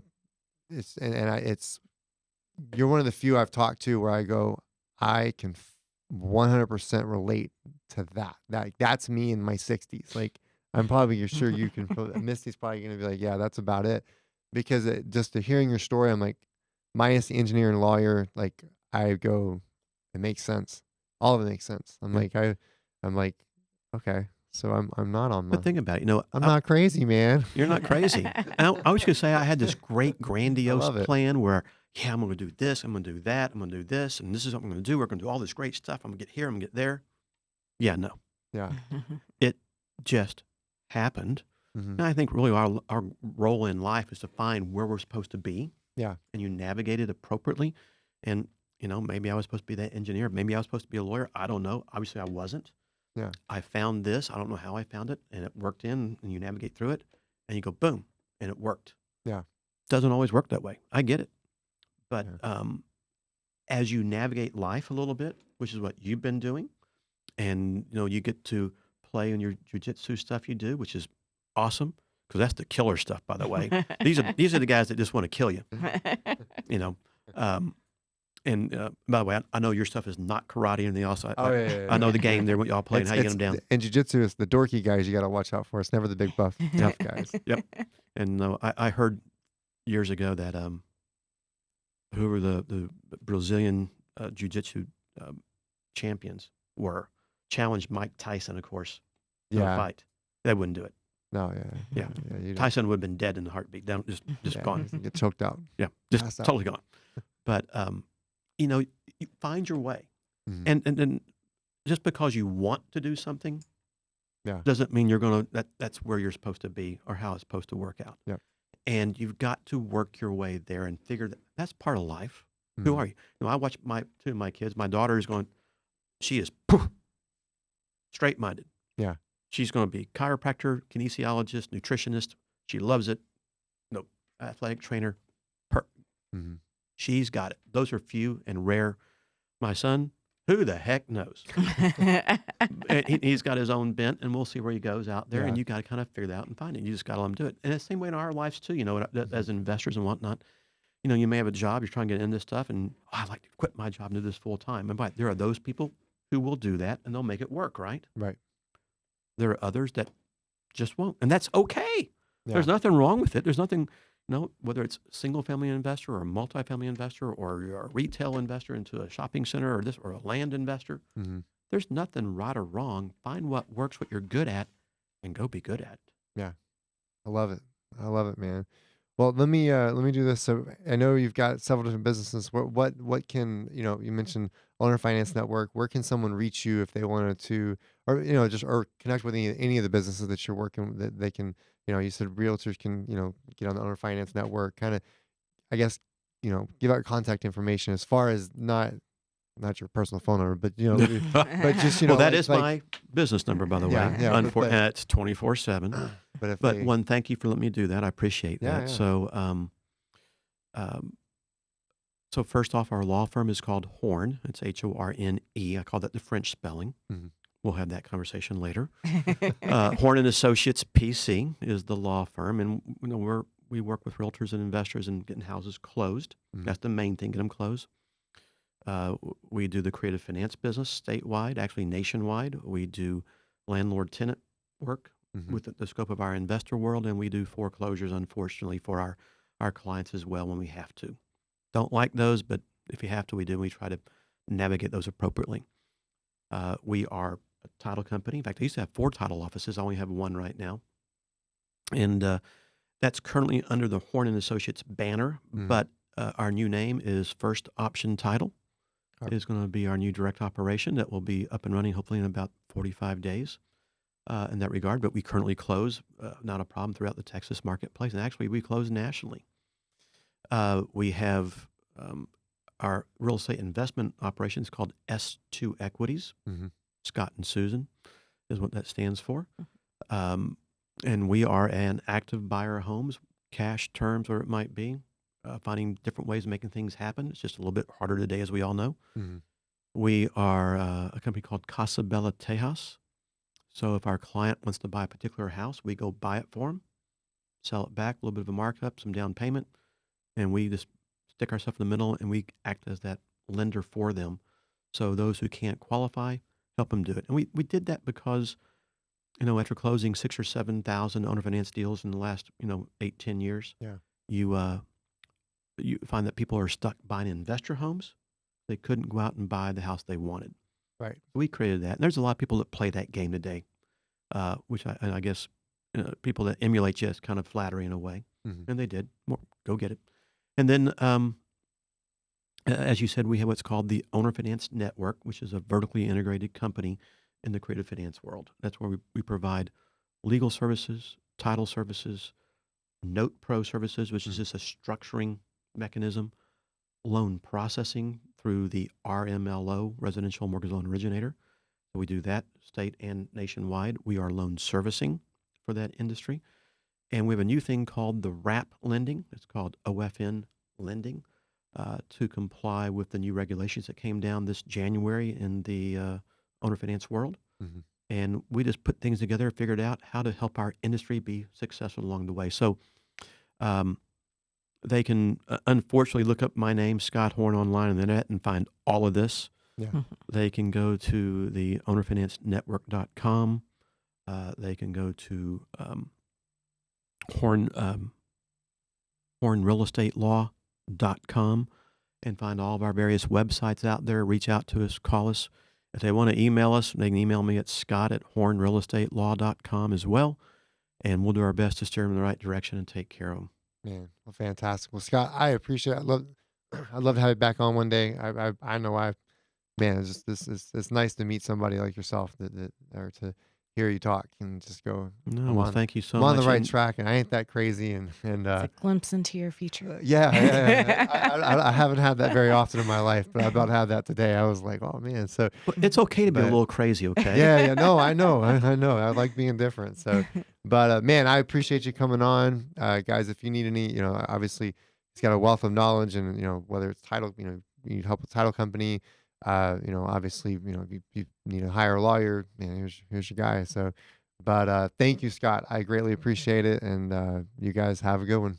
No, thank you so much. Great to be here, guys. Thank you.